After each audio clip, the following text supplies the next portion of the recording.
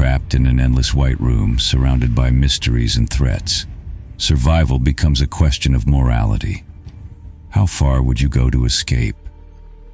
I felt the heat creeping up on me, the kind that usually turns a dream into a nightmare. Most of the time, it's just my sheets trapping too much warmth, making me sweat and twisting my dreams into something uncomfortable. But this felt different. When I opened my eyes, I wasn't in bed. I was lying on a white floor, a room that felt more like a box. The walls glowed faintly, the light coming from the tiles themselves. My mind was blank, struggling to piece together how I got here. I'm not much of a drinker, at least not usually. Sure, there are nights with friends or the odd evening when loneliness creeps in and I pour one too many. But last night was different. I remember it clearly. Walking Doodle, my dog, through the snow-covered park under a bright full moon. "Hey, Doodle," I'd said, pointing at the sky. "Look at that, wolf moon tonight." He didn't care, of course. Too busy sniffing bushes and marking his territory. But now, that memory felt distant, almost unreal. How did I get here? I bolted upright, slamming my head against the low ceiling. Pain shot through my skull, sharp and immediate, but I barely registered it. I still had my dad's oversized winter jacket on, its weight pressing down on my shoulders like a reminder of home. The scarf around my neck felt suffocating, so I ripped it off and shoved it aside, gasping for air. My arm itched fiercely. I yanked up my sweater sleeves and clawed at my skin, my nails leaving red streaks in their wake. A faint sound. A bell. High-pitched and delicate like the kind you'd hear on a cat's collar. The soft chime hung in the air, unsettlingly out of place in the sterile silence. I froze. The lights above flickered once, casting jittery shadows across the room before steadying again. What in the world is happening? I scanned the small room, my heart pounding. No openings. Just smooth, seamless walls curving slightly at the edges, their polished surface reflecting the dim light. A cage. Or maybe a cell. I shouted, slamming my fists against the walls. "Hey! Is anyone out there? Let me out!" Nothing. Then I screamed until my throat burned, but the only response was silence. My hands throbbed from pounding the walls. Whoever or whatever put me here wasn't listening. I checked my jean pockets. Empty. No phone, no wallet, nothing. Just my usual outdoor clothes, my dad's oversized jacket, and my old running shoes. But something felt off. My scarf was here, but where was my hat? I was sure I'd worn one in the park last night. I pressed my palms against the smooth walls, trying to push. The space was small enough that I could stretch my arms fully, but the walls didn't budge. Frustrated, I lay flat on the cold floor and braced my feet against the ceiling. Adjusting to the awkward position, I pushed with all the strength I could muster, my muscles straining. Nothing. Ugh, what have I gotten myself into now? I muttered, the sound of my voice oddly muffled in the empty space. If this was a prison cell, I couldn't think of anything I'd done to deserve it. Not that I was a saint, but this was twisted. A sick joke, maybe. I stared up at the ceiling, the uniform white tiles glowing softly. They reminded me of something. Maybe those padded rooms you see in movies, the ones where they strap people down so they can't hurt themselves. But these tiles weren't padded. They were solid, smooth like stone, yet they emitted their own faint light. No cameras, no windows. Nothing to suggest anyone could see me. But somehow I felt watched. I yelled again, this time louder, the sound ripping from my throat. "Get me out, now!" But whatever I tried, it was useless. How did I end up here? Was this some kind of payback? Maybe my ex was involved. No, that didn't make sense. Our relationship had its rough spots, but it wasn't that toxic. And I didn't feel drugged or hazy, so the idea of someone sneaking up on me in the park seemed absurd. Still, Mom had always warned me about walking alone at night. Stay out of dark spots, she'd say. Even though my old neighborhood felt safe enough, I rarely saw any trouble there. I chuckled bitterly, remembering the time I walked the dog with my brother. Doodle had darted off so fast, Something caught my eye. I froze, squinting at the wall. There, something tiny moving along its smooth surface. I shifted my position to get a better look. It was an ant. A tiny black house ant skittering across the sterile white tile. How was that possible? This room seemed airtight, so solid it didn't look like even oxygen could seep through. Now that I thought about it, how was I breathing? The tiles felt like stone, unyielding and lifeless, with no visible vents or cracks. Sure, there could be microscopic holes invisible to the naked eye, but what was an ant doing here? My stomach twisted. The thought hit me like a punch. Was I in some kind of coffin? Underground? The ant moved with purpose, like a tiny explorer on a mission. Judging by the way it scurried along, it had to be searching for something, maybe following a scent trail. Hey, I remembered a documentary about yellow wood ants. They'd send out scouts like this, navigating new territory, while soldiers with massive jaws cleared paths for their queen. A strange, primal system, but efficient. I reached out and placed a finger in the ant's path, curious to see what it would do. It hesitated, its tiny legs tapping the edge of my skin before it veered off, carefully navigating around me. I tried again, determined to guide it onto my hand, but the ant wasn't having it. Instead, it turned back the way it had come, avoiding me altogether. That's when it hit me. If the ant had a path, there had to be a crack in the wall. Even the tiniest opening could mean an escape. With a slight feeling of excitement, I scanned the room, shoving aside the folds of the oversized blue jacket as my eyes darted over every tile and every seam. If the ant had found a way in, maybe I could find a way out. But there was nothing.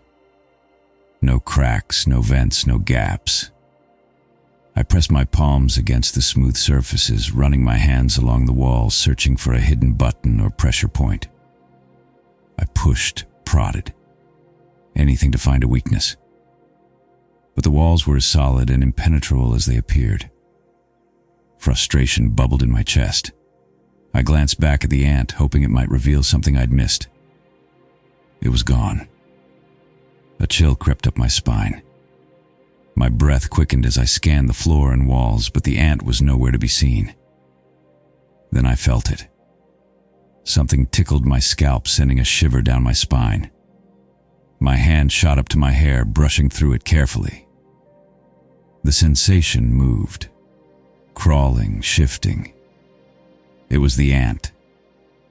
I tried to coax it out gently, guiding it away with my fingers. But the confined space made it impossible to stand fully upright, and the awkward angle only added to my frustration. My movements became more frantic as the ant skittered closer to my ear. Panic swelled. I didn't want it crawling inside. Come on, I muttered, brushing harder. The last thing I needed was an ant spelunking in my ear canal. The sensation intensified as it reached the edge of my ear. I slapped at the side of my head, desperate to shake it loose.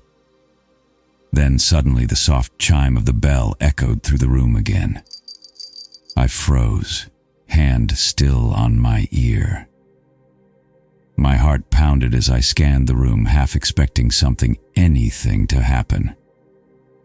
Except for the brief flicker of the lights, the room remained silent and still, as though nothing had changed. I called out again, my voice echoing faintly. Somehow I felt certain there had to be a mechanical system in place. I closed my eyes and strained to listen, hoping to catch the sound again.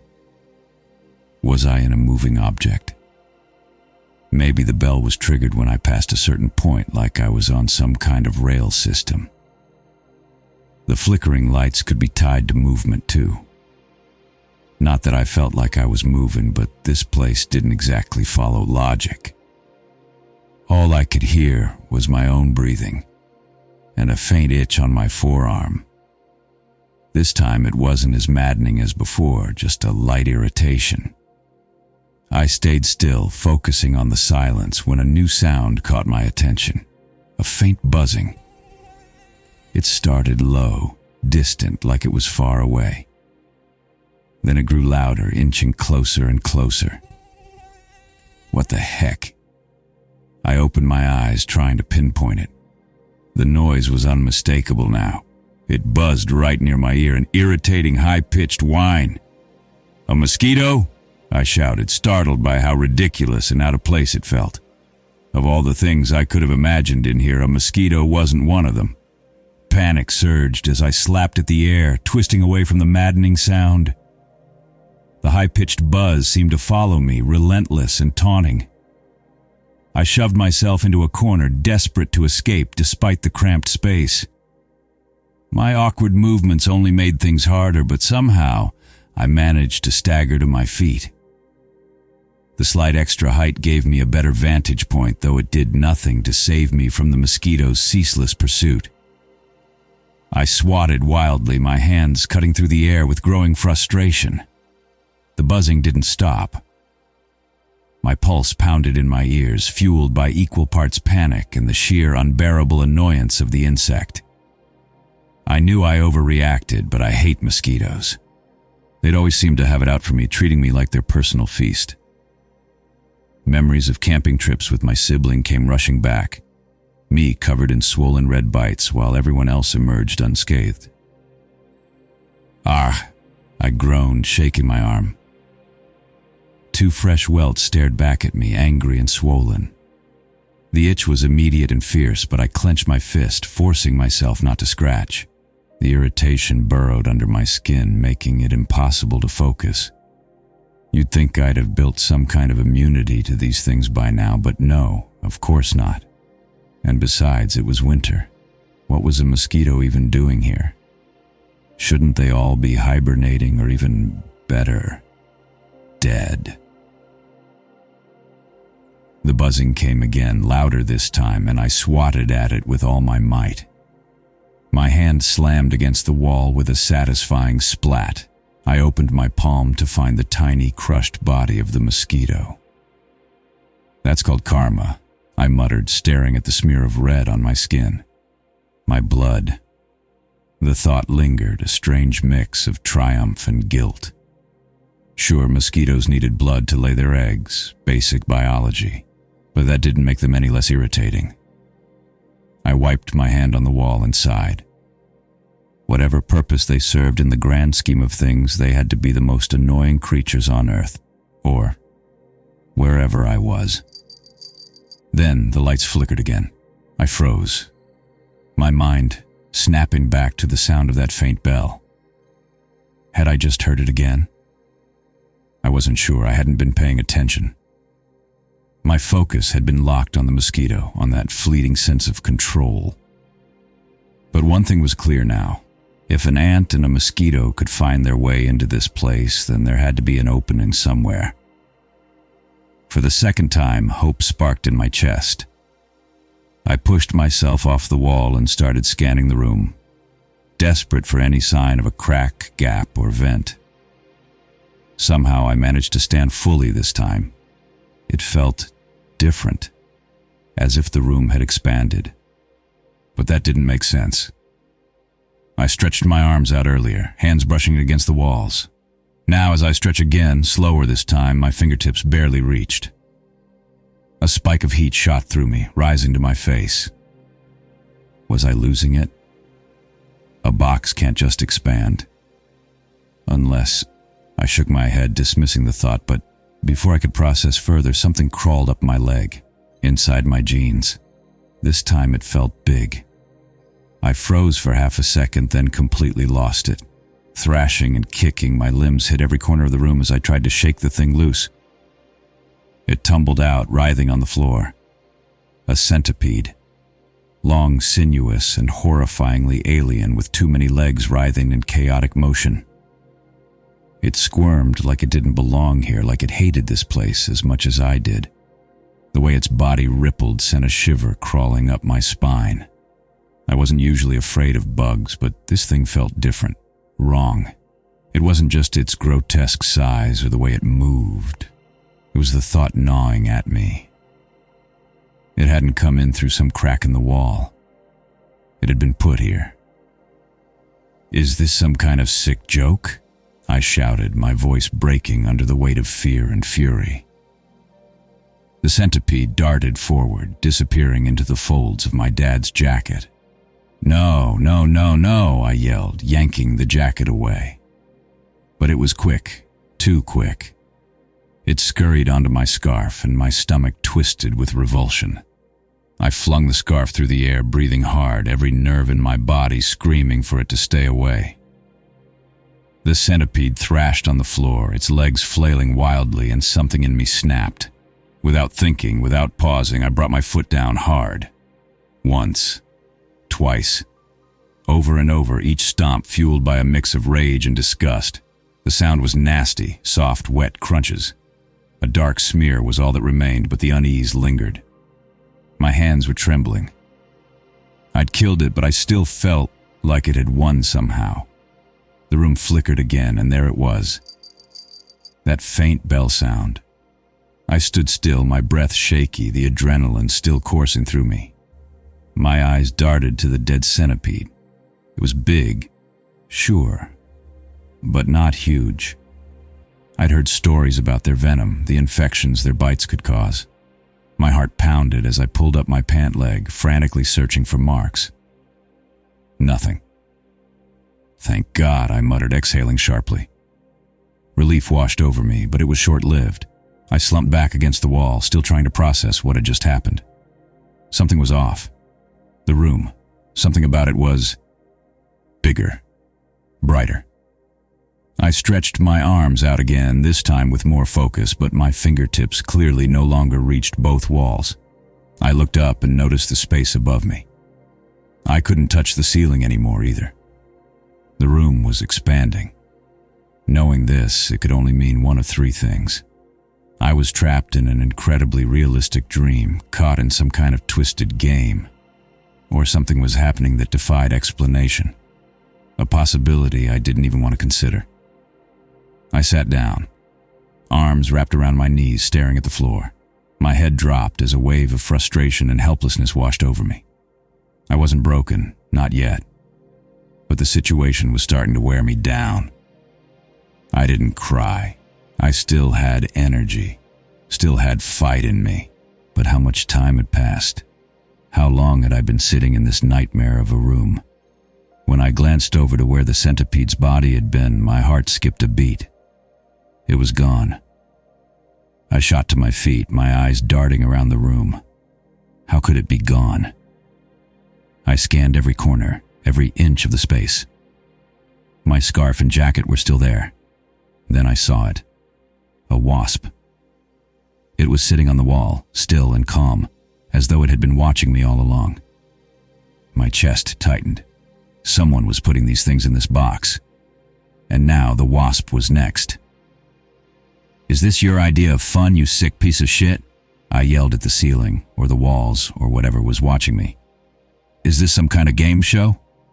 The wasp flew to the opposite wall, its delicate wings buzzing faintly in the silence. I clenched my fists, anger boiling over. "What do you want me to do? Kill it?"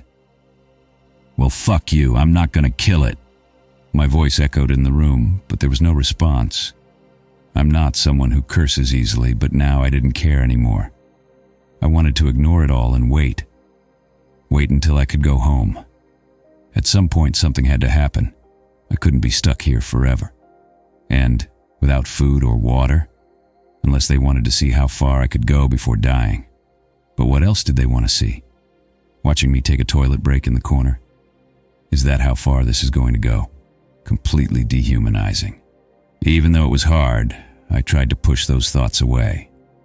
I remembered a short self-reflection course I took once for a school project.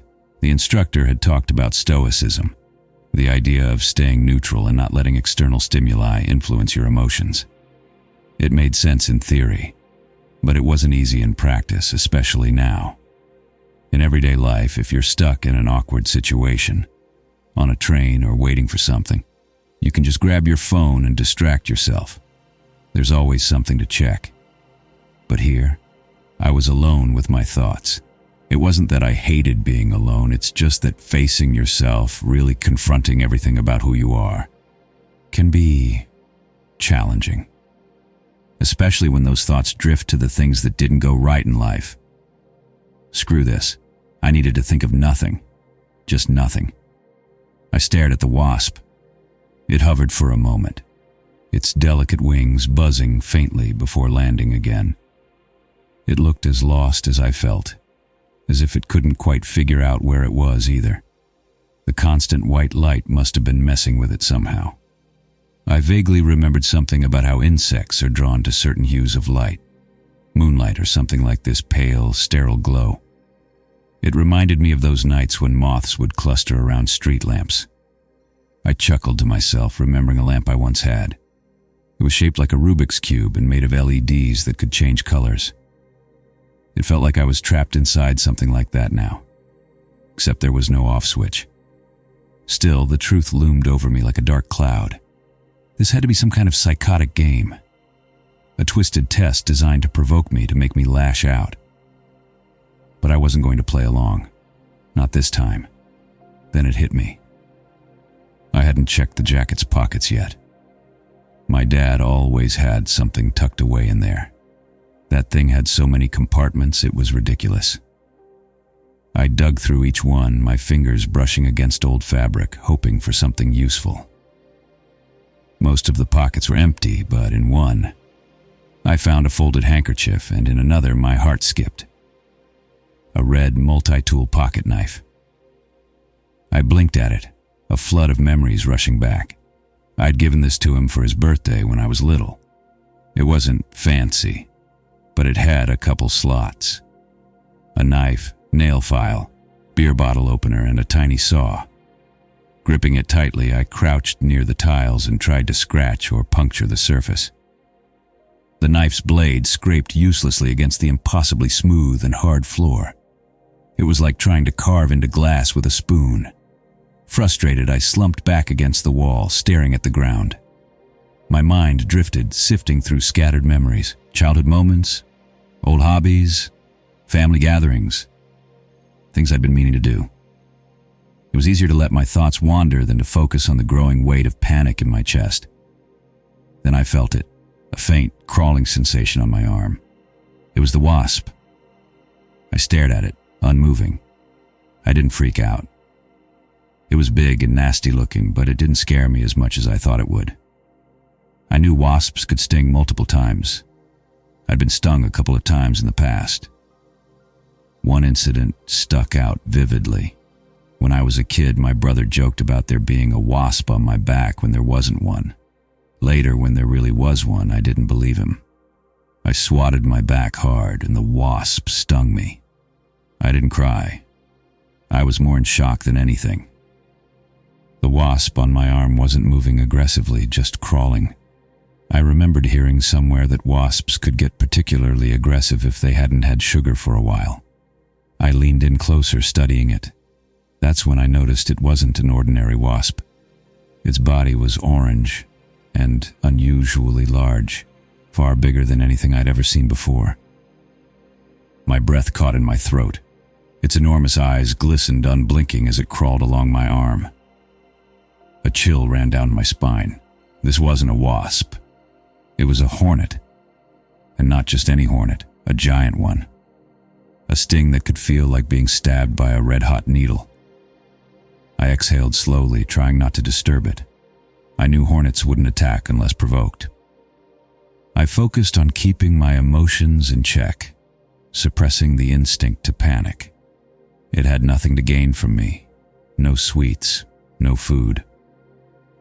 I almost laughed, remembering a documentary I once watched about Japanese bees defending their hive against an attack by giant hornets. The bees couldn't match the hornet's strength or size, but they swarmed it, surrounding it in a tight ball and generating so much heat that the hornet died from sheer exhaustion and heat stroke. A grim, yet fascinating fact, the announcer noted. One hornet could kill over 100 bees with its powerful jaws back to back. Still, I didn't want to hurt it. If I killed the insect, it would feel like I was playing into this twisted game. It reminded me of that marshmallow experiment, where a child would get 2 marshmallows if they could resist eating the first one. The key was patience. Could I outlast this thing? Could I wait it out? The hornet buzzed suddenly, lifting off my arm and flying across the room. It moved erratically, darting from side to side as if testing its surroundings.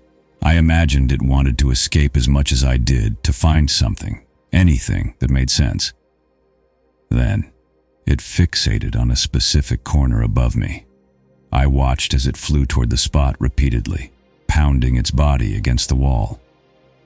Over and over, it battered itself against the surface, its wings vibrating with a low, angry hum. It reminded me of flies trapped indoors, endlessly smashing into windows they couldn't see. They flew toward the light, mistaking it for freedom, only to collide with an invisible barrier. The hornet seemed utterly convinced that the glowing corner of the room was its way out. Its determination was unsettling. It rammed itself against the wall again and again, the sound growing louder with each impact. I stood frozen, watching it. Was the wall tricking it somehow? It was just a smooth, glowing surface, stone or something similar. But the hornet acted as though it saw something I couldn't, like an open window or a break in the structure. The impacts grew more frantic. Its wings faltered slightly, the buzz becoming uneven. I could see its body weakening, yet it didn't stop. A sick feeling settled in my stomach. It wasn't just confused, it was killing itself. The hornet's movements became sluggish, its strikes against the wall losing force. With one final attempt, it crashed to the ground, its body twitching before going still. I stared at the lifeless insect. While I knew I didn't kill it, somehow watching it self-destruct felt even worse. My fist crashed into the tiles near the corner, fueled by every ounce of strength I had. If the hornet had been fixated on this spot, maybe it had noticed something I couldn't. Heat, light, a draft. Insects were good at that. Or maybe it was just desperate, but either way, it was worth testing. The tiles didn't budge. No sound, no cracks, just the same cold, smooth surface staring back at me. I jumped and slammed again, harder this time. Still nothing. But the room had expanded again. Of that I was certain. The bell, the flickering light, the expansion. It was systematic. Whatever was happening here, it wasn't random. Death was a trigger, a catalyst for change. I crouched down, running my hands along the tiles. No seams, no edges. Nothing to suggest a weak spot. But that didn't mean it wasn't there. Maybe the tiles were some kind of reinforced glass or a hologram made to look solid. If this corner wasn't a way out, maybe it was a signal. Something I hadn't figured out yet. Croak. What? A frog? I turned around, completely caught off guard. There it was. A frog, bright and vibrant, hopping aimlessly across the floor. "How did you get in here?" I muttered. Insects I could understand. They were small, sneaky, but a frog. That was impossible to miss. Maybe there were multiple entry points I hadn't noticed. Every time I looked away, something new seemed to appear. If that was true, it meant one thing. I wasn't in some sort of container or a moving train. The expansion and the arrival of animals ruled that out. The frog croaked again, oblivious to my presence. Its smooth, yellow skin gleamed in the harsh white light. A tropical species, clearly. "So you want me to kill this frog, huh?" I said aloud, my voice tinged with bitterness. "Well, this one isn't going to bash itself against a wall now, is it?" I sat down, watching as it hopped in lazy circles, stopping now and then to croak. The thought of hurting it felt disgusting. I was a conscious human being, an animal lover. I wasn't about to kill an innocent creature just because some psychopath wanted me to. But was I right? What if this was a test of patience or something else entirely? What if doing nothing was the answer? I clenched my fist, determined, fine, if they wanted entertainment, they'd have to wait. And that's when it hit me. This frog would likely die if it didn't have water nearby to keep its skin moist. They'd forced it here to push yet another round, another creature into this nightmare. I sighed, the weight of realization pressing down on me. How long could a frog survive without water? It likely depended on the species and humidity level. Days, maybe. But if I didn't find a way out or get hydrated myself, I'd die with just the same fate. Still, I couldn't bring myself to kill it. I searched for the hornet's body, thinking maybe it could provide a clue. But it was gone. Had the frog eaten it? Or had it been removed when I was busy testing the walls for weak spots? Either way, it didn't matter that much. I sat down in the corner opposite the frog. It seemed fine with this arrangement, keeping its distance as if it saw me as a predator. Maybe it did. Animals have instincts for this sort of thing. A primal sense, when something bigger and more dangerous is nearby. I'd felt it too, that nagging feeling of being watched. Maybe it was pheromones or some deeper biological signal, but right now I didn't care to figure it out. This wasn't about instincts or science, it was about survival. I had one plan: sit tight and do nothing. Bore them. Maybe if I refused to play along, they'd get frustrated and find someone else to toy with. Then again, did I really want that? I wouldn't wish this hell on anyone. The thought dragged me down a darker path. Was I part of some sick game, a live stream for twisted viewers? I'd read about snuff films like this, seen them. One of them featured people planning their own suicides. The more horrific the method, the higher their score. Another video had surfaced of people being forced into a pig farm. I shook my head, forcing the memories away. Thinking about it wouldn't help.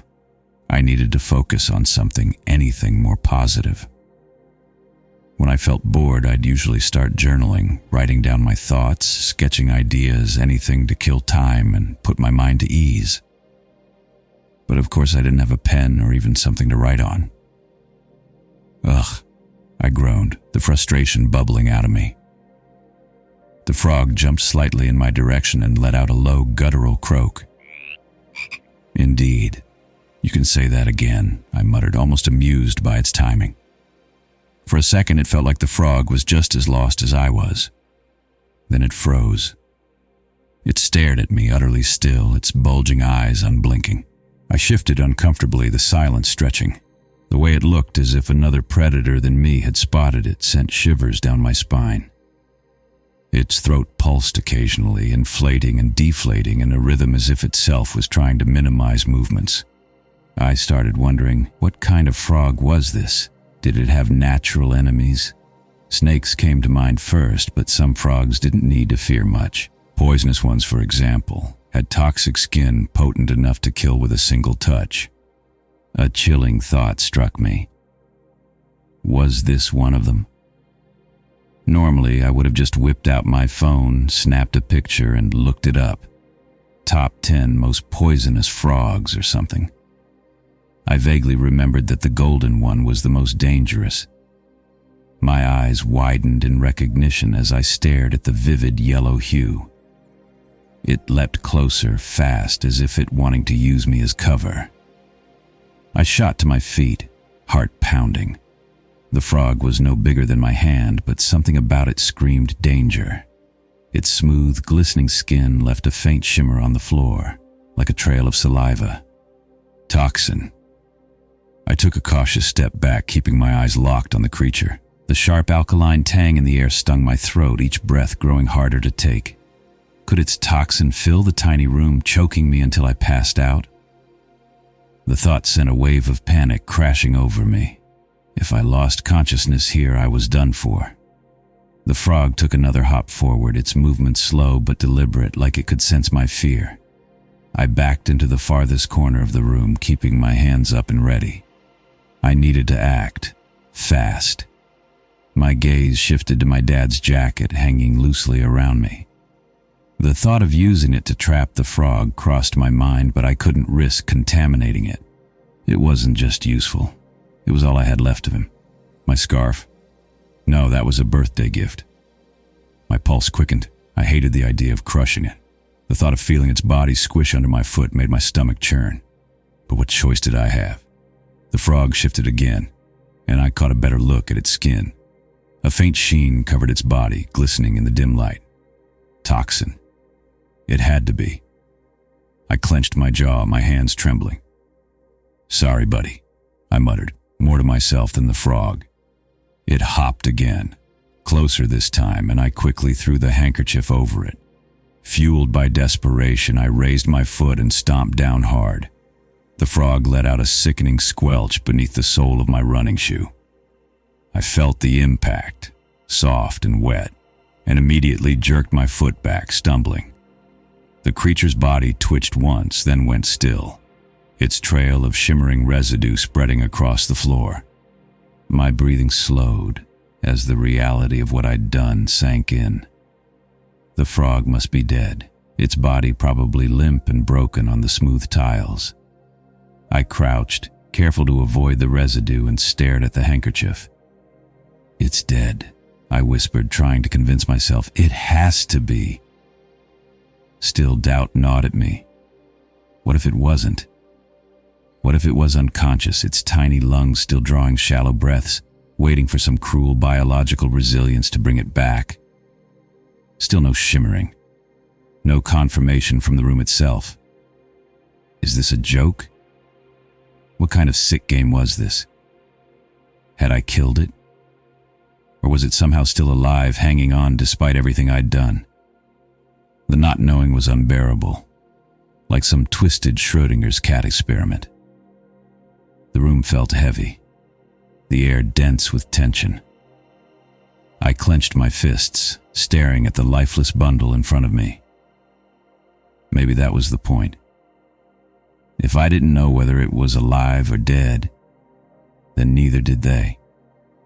Whoever or whatever was watching this nightmare unfold. That gave me an idea. What if I left it as it was? If the psychopath controlling this hellhole didn't know the truth either, I might have found my edge. Or what if I pretended it was alive without showing visual confirmation? If I acted, if I faked my response, whoever or whatever was watching me would have to react to my cues. This way, I could see whether this room was driven by my emotions or by cold reality. It was a gamble, a desperate one, but desperation was all I had left. I cleared my throat and carefully approached the handkerchief. Slowly, I lifted it up with the edge of my pocket knife, just enough to peek inside. My heart hammered in my chest as I leaned closer. The moment my eyes met the mess inside, I jerked back, gasping. "It moved," I blurted, the words escaping on instinct. My pulse raced. I couldn't tell if I was imagining it or not, but I was certain I'd seen a twitch, a faint flicker of life clinging on. My eyes were wide with disbelief, my breath uneven. And then the room flickered. The faint chime of the bell rang again. I stared down at the handkerchief, still feeling the weight of the broken animal inside. I thought it was alive, but the room claimed it was dead as the shimmering glow of the room faded, yet nothing else happened. No cleanup, no new creature, nothing. What the hell? Was there a timer? Did the bell signal something but leave a gap before the next encounter? Or was there a mechanism I wasn't supposed to notice and they changed it up a bit? I sat down and locked my eyes on the handkerchief, barely blinking. If something happened, if something changed, I'd catch it this time. Minutes passed, my neck stiff from the tension, my breathing shallow. The handkerchief was still. The faint weight of the frog inside felt like a lead brick pressing on my nerves. Nothing had been removed or replaced. My thoughts spiraled in circles. My reality was unraveling. I gritted my teeth and stared harder at the bundle. "Why?" I muttered, my voice trembling. None of it added up. The room was playing tricks on me, or maybe I was playing tricks on myself. Then a specific notion struck me, one I couldn't ignore. The wasp earlier. It had been replaced. Before I could think further, something in my peripheral vision made me jump to my feet. There it was. A big, fat, hairy spider. "Come on, really?" I shouted, my voice breaking with raw panic. If there was one thing I hated more than mosquitoes, it was their predators. Spiders.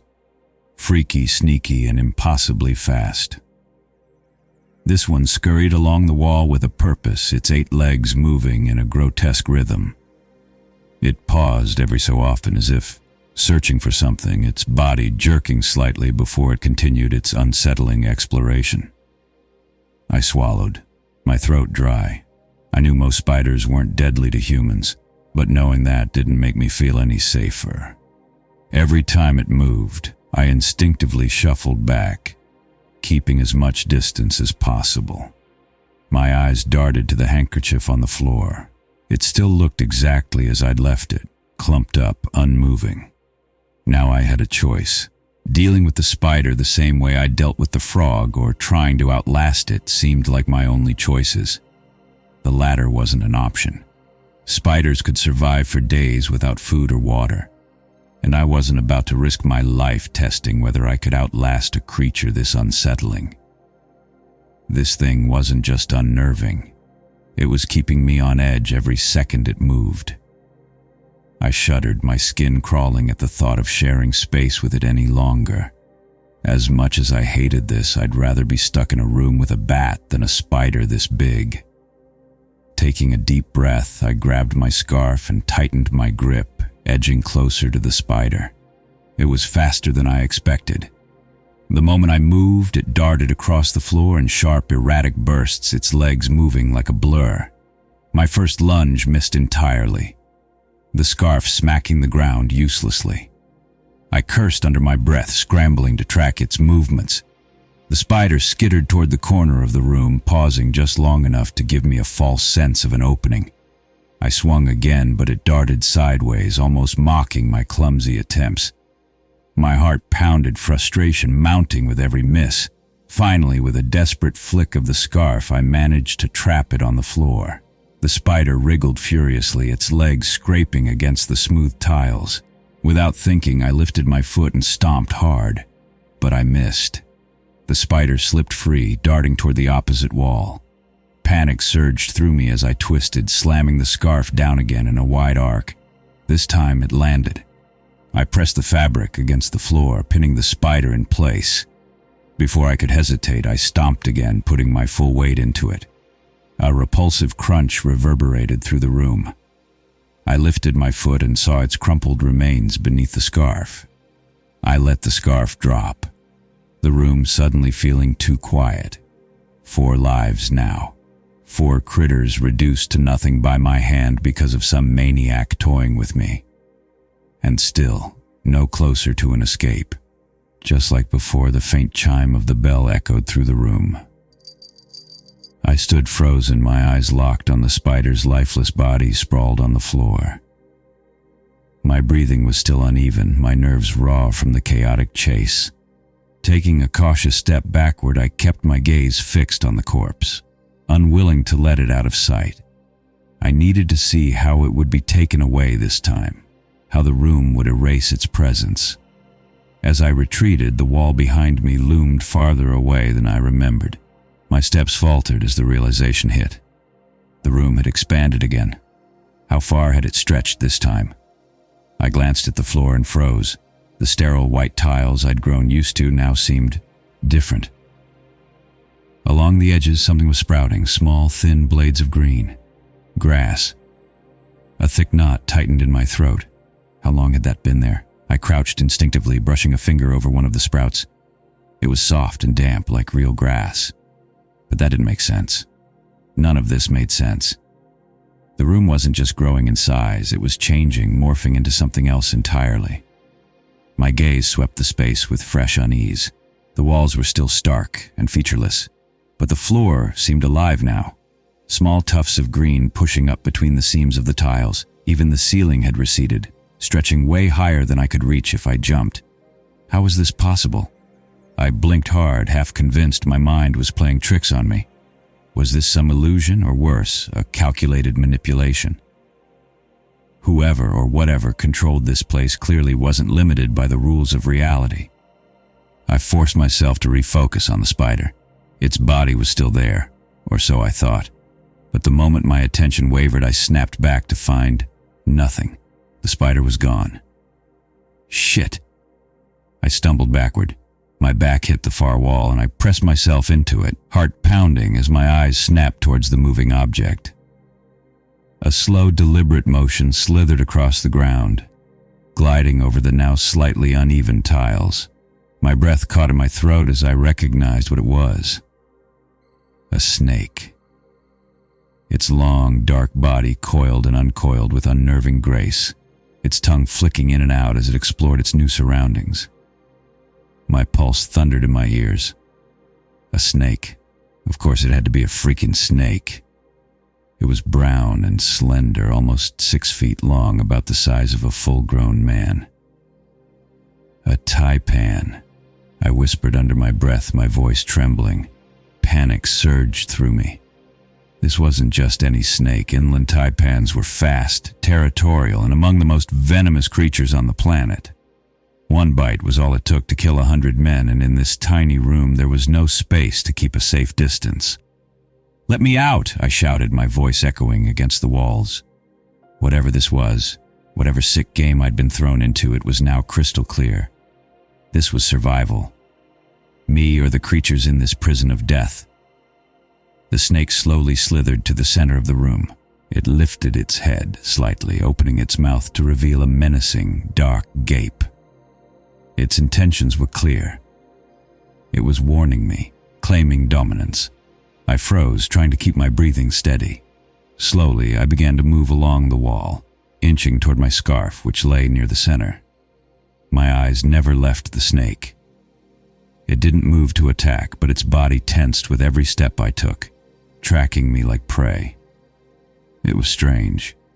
The spider's lifeless body had vanished, but my handkerchief was still here. Was the frog still under it? It had to be. Yet with how bizarre this room was, I couldn't even trust my own perception anymore. The snake twitched suddenly, making me flinch. It wasn't lunging yet, but it was watching me closely. For the first time since entering this nightmare, the roles had shifted.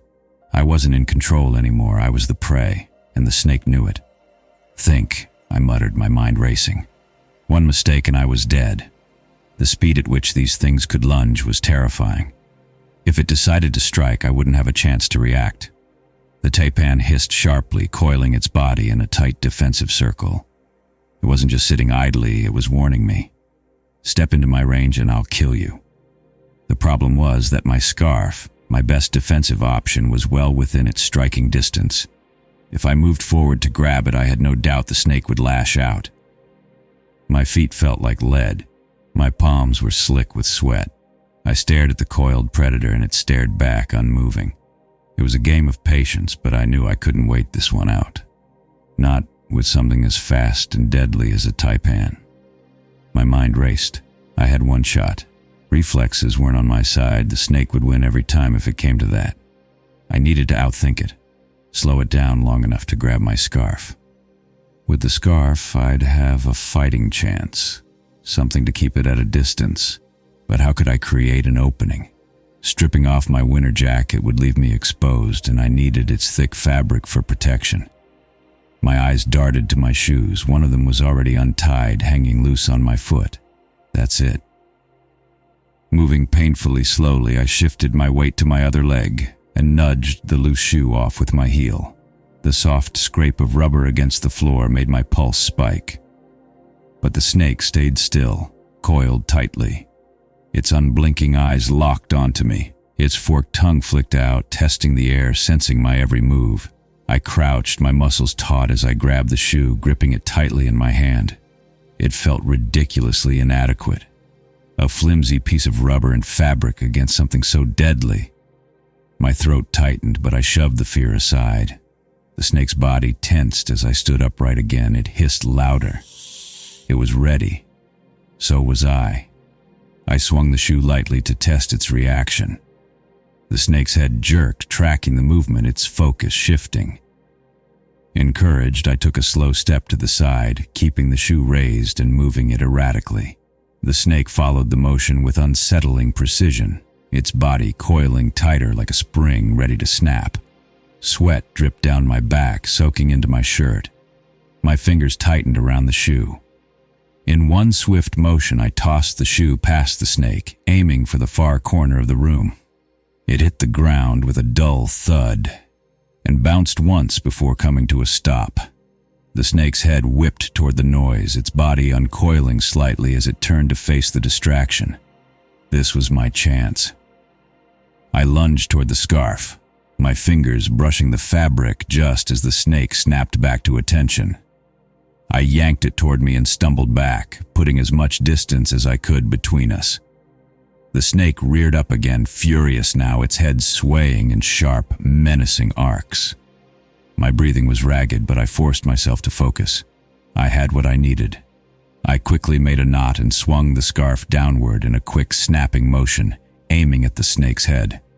My first attempt missed, and the snake quickly snapped at the scarf. Then I swung again, more deliberately this time. The scarf landed over its head, draping awkwardly as it coiled instinctively around the fabric. For a split second, it was distracted, its movements focused on the strange new threat. Without hesitating, I stomped my shoe down hard. The first stomp didn't kill it. The snake writhed, its body spasming wildly. I swallowed with a disgusted expression as I had pinned it down under my heel. What was I doing? I thought to myself. I didn't have long to think. My survival depended on preparation. Now that I had the snake's head, I realized I could use its teeth. There had to be enough venom left to make them a lethal weapon. The frog's toxic fluids, too, could come in handy, even though the thought of touching the handkerchief made my stomach churn. I exhaled shakily, my mind racing. I had to be honest with myself. I was disgusted. For all these years, I was an animal lover. Aside from eating meat, I didn't want to kill animals. I was forced to. There was no other choice. And that made me hate myself even more. But as much as I despised what I was doing, I couldn't deny the shift happening in my mind. I was starting to think like a hunter. Evaluating my tools, strategizing, anticipating. Survival had stripped me down to my most primal instincts, forcing me to use the one clear advantage humans have. The ability to think ahead, to imagine, to plan. And yet that knowledge felt hollow. What kind of person was I becoming? My thoughts drifted to what might come next. A flying creature, maybe. If so, the room didn't have much space for it to maneuver. That could work in my favor. But if it wasn't something that flew, if it was something bigger than the snake, somehow I found that possibility all too likely. I would have no choice but to retreat to a corner, put my back against the wall, and face whatever came head on. Like with the snake, I'd have to think fast, strike first, be ruthless. I clenched my fists, feeling the weight of exhaustion and fear settle over me like a suffocating blanket. I didn't want to face whatever was next. But I would. I had to. With all my might, I stomped again, putting all my weight into it. A sickening crunch echoed in the room. I collapsed against the wall, exhaling slowly, the adrenaline draining from my body. The scarf lay in front of me, smeared with the snake's blood, and my shoe was scuffed and sticky. I felt a wave of nausea rise, but swallowed it down. Another life taken. Another reminder that survival in this place came at a cost. The faint chime of the bell rang out, followed by the now familiar flicker of the room's lights. This time, it happened multiple times in quick succession, as if the room itself was straining under the weight of its transformations. I darted into a corner, clutching my scarf in one hand and dragging the snake in the other. My back pressed firmly against the wall as I scanned the space, my senses on high alert. I quickly covered the snake under the scarf. Then I saw it. A warthog. I wasn't sure if this was a blessing or a curse. I'd never seen one up close before. Not in the wild, not even in a zoo. But I didn't need prior experience to know it was dangerous. Its tusks were long and sharp, and its body radiated raw power, built for charging. If it rushed me, I wouldn't stand a chance. For now, though, it was still. Its beady eyes locked onto me, its broad frame positioned in the far corner of the room. It didn't move, and neither did I. We were both sizing each other up, uncertain how to proceed. I decided to test it, taking a cautious step forward. The warthog responded by stepping back, its ears high and its posture tense. One hoof pawed at the floor as though readying for a sprint. I let out a slow, controlled exhale and stepped back myself, trying to show I wasn't a threat. The warthog seemed to relax slightly, lowering its hoof back to the ground. That's when I noticed the floor. The grass had grown. It was growing between the tiles, soft and green. The transformation was undeniable now. The room was evolving, becoming something else. The walls remained the same stark white, but the ceiling emitted a faint blue glow, almost like a clear sky at dawn. And the space, it had expanded. There was enough room now for a short sprint, maybe more. Snort. The warthog's attention remained fixed on me, its gaze unrelenting. I leaned against the wall, trying to make myself appear less threatening. My heart was still racing, but I hoped that by easing my posture, the warthog might do the same. I needed a moment, a small reprieve to calm my nerves and regain my focus. Closing my eyes, I listened. The warthog's breathing was steady and rhythmic, a strange juxtaposition to the otherwise oppressive silence of the room. My thoughts wandered, though not for long. How was any of this even possible? If I'd been captured by some twisted psychopath, how could they have access to such advanced technology? An evolving room complete with living creatures, it didn't make sense. It was 2030, not some far-off sci-fi future. Life wasn't supposed to be this futuristic. I began to wonder if this could still be a dream. A nightmare perhaps, but one different from the usual.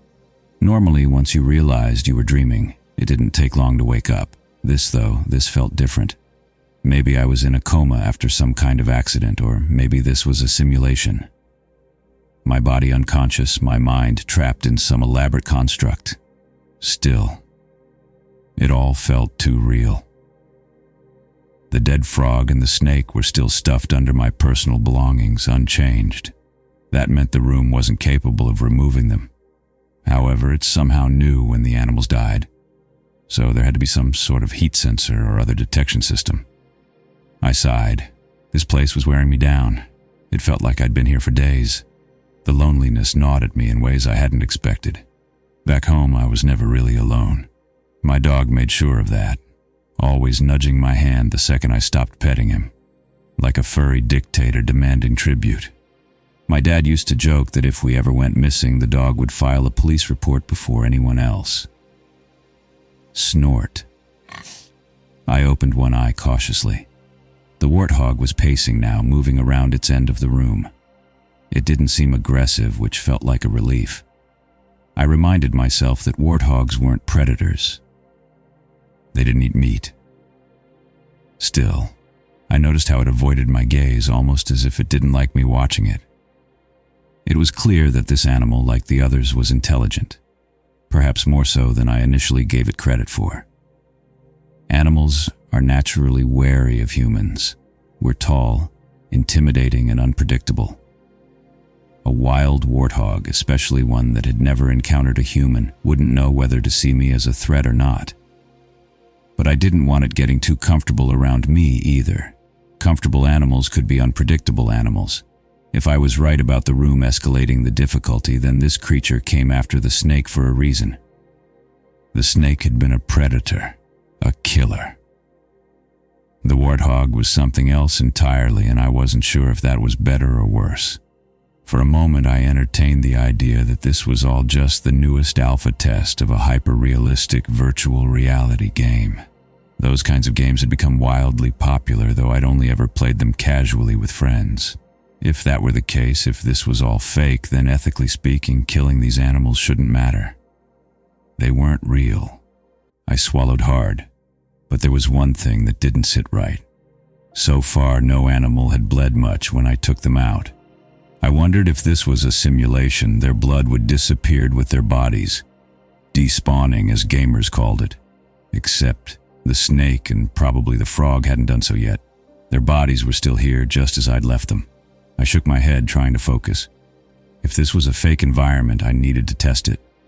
If it wasn't, well, that was a whole different nightmare. I pinched myself, feeling the sting radiate through my skin. The pain was sharp and unmistakably real. My heart was still racing, the adrenaline from the last encounter pumping furiously through my body. The temperature in the room remained steady. No virtual reality game, at least none I'd heard of, was this realistic. The weight of the warthog's presence, the stale air, the lingering smell of death, it all felt too authentic. Until I could confirm otherwise, I had to treat this as a real situation. Life or death real. Still, a thought crept into my mind, one I couldn't quite shake. If this was a simulation, then dying here wouldn't actually mean death. It would mean restarting, at worst being kicked back to some kind of checkpoint. Or maybe, if I was lucky, waking up entirely and escaping this hellhole. The idea gave me a strange burst of confidence, like a gamer willing to take bigger risks for the sake of progress. For now, I had to make a decision. There was no other choice but to play it risky. I unwrapped the scarf and grabbed the thick, lifeless snake by its tail. The warthog's ears twitched at the movement, and its snorts grew louder as it shuffled uneasily in the corner. Its small, dark eyes darted between me and the snake, as though it couldn't decide whether to charge or flee. Gripping the snake's tail with one hand and its head with the other, I lifted it. The warthog flinched and took a step back, clearly unnerved. I pointed the snake toward it, hoping to use the dead taipan as a makeshift weapon. But then the warthog bolted. Its sudden sprint took me by surprise as it dashed to the opposite corner, then immediately veered to another. It was panicking, zigzagging around the room with increasing desperation. Shit, I muttered, tightening my grip on the snake. The warthog let out a high-pitched squeal, and the smell hit me, rank and overwhelming. It had started to defecate in its panic, its hooves skidding on the floor as it scrambled for an escape. I tried to steady my nerves, focusing on the snake in my hands. Swinging it like a weapon wasn't an option. Too heavy, too unwieldy. Desperately, I fumbled for my pocket knife, flipping the blade open with trembling fingers. The warthog squealed, its erratic movements echoing in the tight space. I could feel the vibration of its hooves pounding against the floor, and the air felt sharp with the acidic tang of fear. My fear. I forced myself to focus. The snake's venom could be a weapon, but only if I could reach its fangs without rupturing the glands. My blade hovered over the back of its head as I worked to slice cleanly, sweat dripping into my eyes. The warthog's snorting grew louder, closer. Finally, the head came free. I held it up like a grotesque trophy, careful not to touch the venom glands bulging beneath the fangs. "All right," I whispered to myself, "don't screw this up." I tossed the snake's lifeless body to the side. The warthog's head snapped toward the movement instantly, its bloodshot eyes locking onto the motion. It squealed and charged, its hooves tearing across the floor with terrifying speed.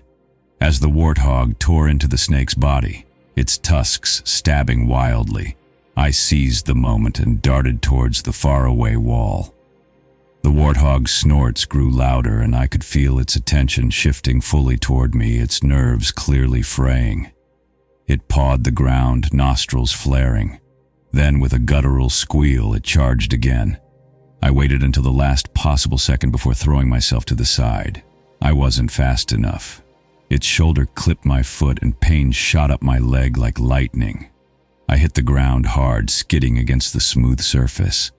The beast slammed head first into the wall with a sickening crack. It let out an agonized squeal, stumbling back as its tusks scraped against the surface. One snapped with a sharp, brutal sound, the jagged edge glinting under the harsh light as the broken fragment clattered to the ground. The warthog staggered, shaking its head violently, disoriented but still furious.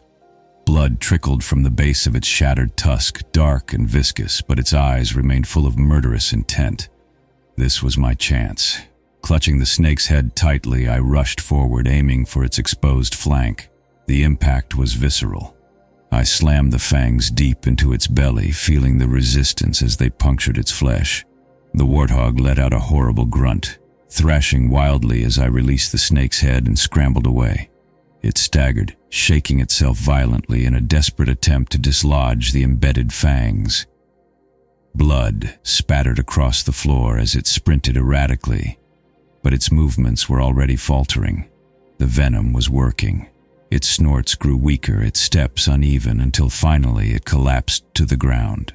For a moment the room was silent. Then came the labored, guttural breathing of the warthog. Its body trembled as it fought against the paralyzing venom coursing through its veins. I dropped to my knees, exhaustion and pain crashing over me like a wave. My foot throbbed with every heartbeat, but I forced myself to focus. I was lucky, unbelievably lucky, that the warthog had slipped on the handkerchief. If it hadn't, I might already be dead. But luck wouldn't save me from whatever came next. I glanced toward the fading warthog. As brutal as the fight had been, it might still be useful. If I could keep its body intact, I could use it as a barrier, a desperate buffer against whatever new horror this twisted game had in store. What would it be? The question clawed at my mind, dragging up images I'd tried to forget. A sickening memory resurfaced, a clip I'd stumbled upon years ago on the dark web. A woman, drugged and helpless, lying on a cold floor as an anaconda slithered closer. I hadn't been able to watch it all. My screen had frozen, locking the scene in place. In a panic, I'd shut off the entire computer just as the snake began to coil around her. I shook my head, trying to banish the thought, but the unease lingered. I moved into the warthog's view. Its glassy eyes tracked me weakly, darting with rapid, panicked movements. It couldn't run, couldn't fight back. The venom had robbed it of everything but fear. The way it looked at me, the way all of this felt, was too real. The physics, the blood, the animal's desperate, wheezing breaths. It was unsettling, how perfectly this world mimicked reality. Was this truly happening, or was I inside some hyper-realistic simulation? I didn't know anymore. A fresh jolt of pain radiated from my foot as the adrenaline began to fade. I winced, forcing myself to push through the ache. There was no time for weakness. With a heavy heart, I reached down and grabbed the warthog's broken tusk. The jagged piece was slick with blood and heavier than I'd expected, but it had a sharpness to it, a crude makeshift weapon. It reminded me of a crowbar. The warthog's tongue lolled out of its mouth, thick mucus pooling in the blood-streaked foam around its snout. Its body trembled, the fight draining from it with every passing second. I glanced at the frog, but it was gone. My heart skipped a beat. I turned toward the snake's body, expecting to see the lifeless form where I'd left it. Gone. Only the severed head, still embedded in the warthog's flank, remained. Mucus and viscera still streaked the floor where the bodies had been, but the creatures themselves had disappeared. This had to be a simulation. It was the only explanation. The bodies were removed when they were no longer needed for the contest, and apparently they vanished the moment they left my line of sight. I turned back to the warthog. Its eyes were rolling upward, the lids twitching as its life faded. The thought of leaving its body to disappear made me uneasy. I couldn't let that happen. Quickly, I yanked off my blue jacket and I crouched beside the warthog's massive body, its sides barely rising now, the venom working faster than I expected. Wrapping the jacket around its thick, coarse hide, I fumbled with the sleeves, trying to tie them securely. But the warthog was far too large. Damn it, I muttered under my breath, frustration flaring. I adjusted the jacket, draping it across the animal's shoulders instead, like some crude marker. If this world truly played by game-like rules, maybe this was all it took, something to claim the body, to keep it from vanishing like the others. Then I tied the sleeves together, The warthog's shallow breath slowed, then stopped entirely.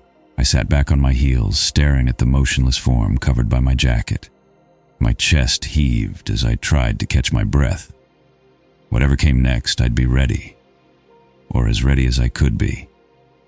If you want the full audiobook uploaded for free on YouTube, please support the project by getting the ebook on Amazon. Link below. With enough support and reviews, I'll put in the time to finish the rest of the novel in audio format. Thanks for helping me bring more of these to life.